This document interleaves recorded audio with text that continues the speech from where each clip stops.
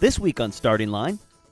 When your average yearly budget for childcare is as much as it is to go to college, that hurts a person's ability to be able to do what you need to do. The lack of childcare options is hitting Greater Minnesota particularly hard. This week, we learn how Representative Jeff Brand's proposal hopes to make a dent in the provider shortage in rural areas of the state. If you're a parent, it's likely you've run into childcare provider issues at some point. Unfortunately, for some, finding a reliable and affordable option can be extremely difficult. And while it's a statewide issue, the childcare shortage in Greater Minnesota is at what some are calling crisis levels. Representative Jeff Brand is heading a bipartisan effort to potentially provide some relief for parents who are struggling with childcare provider options. We talked with the freshman DFL-er from St. Peter about what House File 422 would do and why he decided to support the effort. House File 422 would provide $3 million in resources for training and also licensing when it comes to providing daycare opportunities or childcare opportunities for kids across our state. And I read numerous articles about this, the lack of childcare from Duluth to St. Cloud to Mankato. Why is it hitting rural areas harder in Minnesota?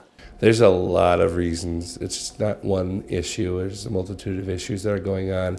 It's the affordability piece. When your average yearly budget for childcare is as much as it is to go to college, that hurts a person's ability to be able to do what you need to do.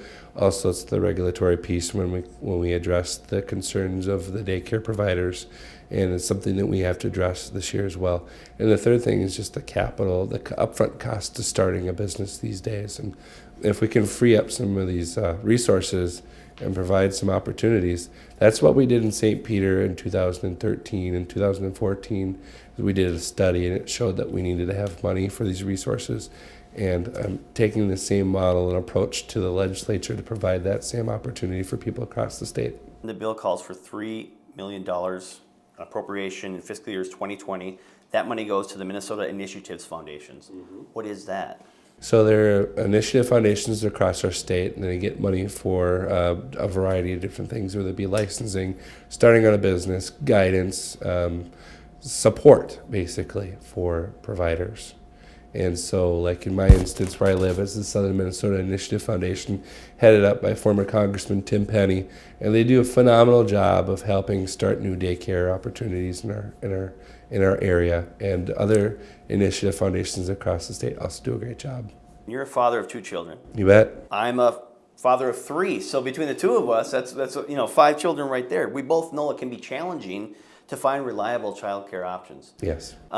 Is your idea to have one-time funding and then come back for more each biennium, or do you foresee the $3 million as ongoing funding? I see the $3 million as a test pilot to see how it affects the overall crisis that we have across our state. We are in a crisis. It's an economic development crisis, and I believe the $3 million will be a good start, and we'll reevaluate. Obviously, we don't want to appropriate too much money, and we don't want to appropriate not enough money to actually take care of the situation. But I find that in previous issues like this, the money will be going to a good spot where people can get the education and training they need to start out and be very successful. Your bill has bipartisan support. Several Republicans have signed on. And Senator Carla Nelson carries the companion bill. Mm-hmm. Have you talked to Representative Mahoney about getting a hearing from the Jobs Division? Yes, in fact, I talked with Representative Dave Pinto today too, and it's a possibility of having his committee and Mahoney's committee in one. And so, and maybe having a conversation in my district, perhaps, to talk about the issue. Needless to say, bottom line is that I'm really happy that we're having this conversation in the legislature. We're addressing the concern head on, and we're doing what people asked us to do, address the crisis. Representative Brand's bill has been referred to the House Jobs and Economic Development Finance Division, where it awaits a hearing. One of the bills we featured previously on Starting Line received a hearing recently. House File 45, Representative Jennifer Schultz's bill that would implement automatic voter registration when applying for a driver's license, was approved by the House Subcommittee on Elections and moved to the House Government Operations Committee. For more information on any bill that's introduced in the legislature, visit the House website, www.house.mn. Thanks for watching The Starting Line.